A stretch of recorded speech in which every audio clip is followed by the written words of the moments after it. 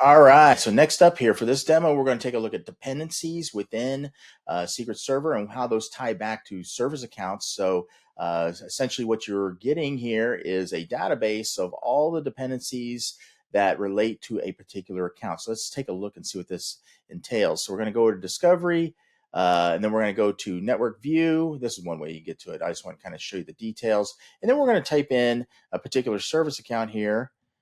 And then we're going to go to the generic service account. We see some details here. And then what we're going to do is we can see that this is running FileZilla service.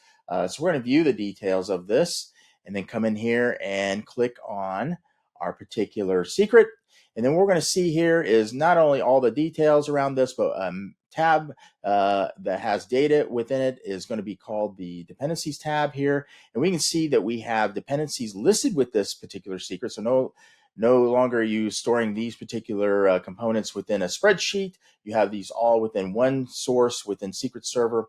We can see here that we have it brought back a service running on a server called FileZilla service. And we see that indicated here. So that's managed here as a Windows service. We can see the server it's on.